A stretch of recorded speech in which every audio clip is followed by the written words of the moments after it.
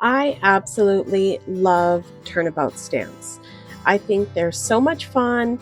You can create a variety of looks and colors and backgrounds with one of these Turnabout stamps. So in today's video, I'm going to work with a stamp set that I had in my stash that I've had forever and have never used. So let's get into today's video. I'm going to be using the Concord and Ninth Kite Turnabout stamp. This stamp set was released in June of 2020 and I absolutely loved it. I picked it up on release day and then I never used it. So I'm going to make a card with this stamp set. Now I have a Concord and Ninth Turnabout jig that I can't find. So I'm going to make a new one.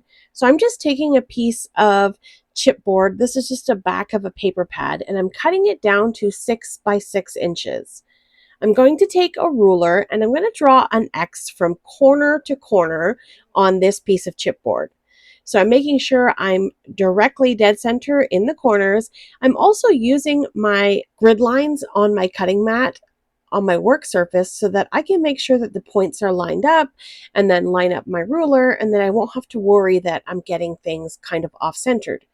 So I'm just going to identify that X on my chipboard and I'm going to pop it into my MISTI. This is a stamp positioning tool, and any sort of stamp positioning tool will work for this technique. Inside of the package, there is an alignment guide. It's just an acetate sheet with the pattern laid out. Now I'm going to pop this onto my little chipboard jig and line up the X on the acetate sheet with the X on my jig. Okay, so once that's lined up nice and straight, right on the center, I'll tape it down and I'll grab the stamp and lay it over top of the acetate sheet. So the acetate sheet is going to give me exact placement where my stamps need to be. Sometimes you need to fiddle with this a little bit because the stamps are fairly large, and if you pull too hard when you pull them out of the packaging, you can kind of misshape the photopolymer. So just be extra careful here. Once my stamp is lined up, I'll pick it up with the door of the MISTI, and I no longer need my acetate sheet, and I'm not going to use my jig. I'm going to cut a piece of cardstock that measures 6 by 6 inches exactly. If you wanted a smaller piece, you could just keep the chipboard and tape your cardstock to the chipboard and then just use the chipboard to turn around on our pattern. So in this case, I've got a piece of 6 by 6 cardstock. I'll ink up the stamp nice and good using jennycarddesigns Wild Dandelion ink. And I'm using a stamp press tool to help me get good, firm, even pressure. I'll stamp my image, open the door of the MISTI, turn the cardstock one turn to the right, pick up my second color, and ink up the stamp with my second color, close the door of the MISTI and press, and then move on to my third color. I'm going to rotate the cardstock one turn to the right, use jennycarddesigns Tranquil Teal for my third color. My second color was jennycarddesigns Lucky Clover. And then I will stamp my image.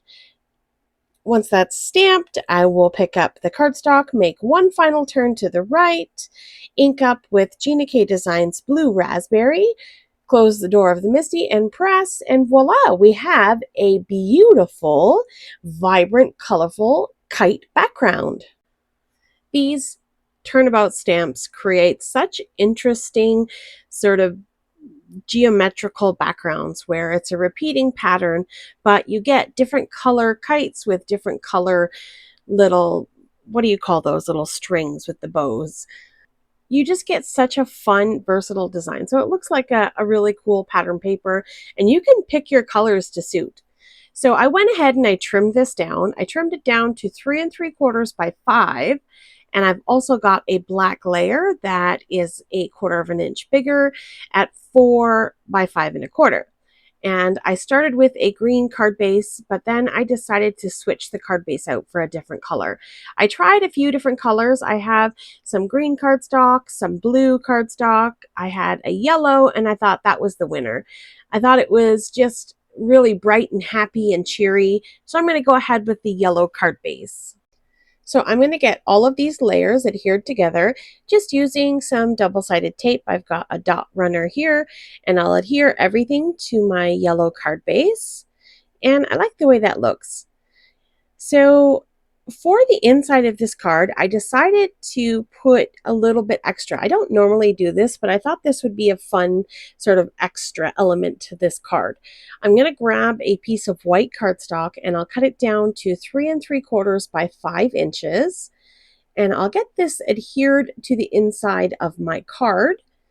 I just want somewhere I can stamp on and maybe write a personal message whenever I end up giving this card away. So I'll just adhere that white panel down to the inside of my card base. And then I'll grab some of the smaller individual stamps that came with this Turnabout kite. So I'm just inking it up with the same colors that I used for my kites in my Turnabout. And I'm just kind of having them float off the right-hand side of this panel here. As I mentioned, I'm using the same 4 colors. And then I thought I'm going to turn the card around and add one more kite to the back of this card, just using a tone-on-tone look. So I just stamped one of the kites with a yellow ribbon on the back, just for a little something extra. So that's good. That's enough for the stamping. I'm going to call that quits. Now it's time for a sentiment. I have this tray on my desk of all different sorts of sentiments. Whenever I'm bored or don't have anything to do, I just stamp sentiments and save them for when I want to make projects like this. So I pulled out this birthday wishes die set. I think this is from Simon Says Stamp. And I thought it was too white. So what I had done was layered up 3 layers of white cardstock, glued them all together, and then I took that jennycarddesigns blue raspberry ink and I just went direct to paper and sort of stamped that ink pad over top of my sentiment. So then I had a sentiment that matched the colors of the kites on my card with a little bit of dimension. So I think it really stood out nicely and I really love the way this turned out. Now, I have lost all of the tittles to my eyes, and I'm not really too concerned about it because I have a million gems that I could mix and match to whatever project I'm making, so I don't worry about saving the little tittles on the eye because it's just too fussy for me. So I just dug through my stash and found a couple of gems that matched my card nicely, and I popped those onto the birthday wishes sentiment, and that's it. Now I did notice I got some blue ink on the back of my card base.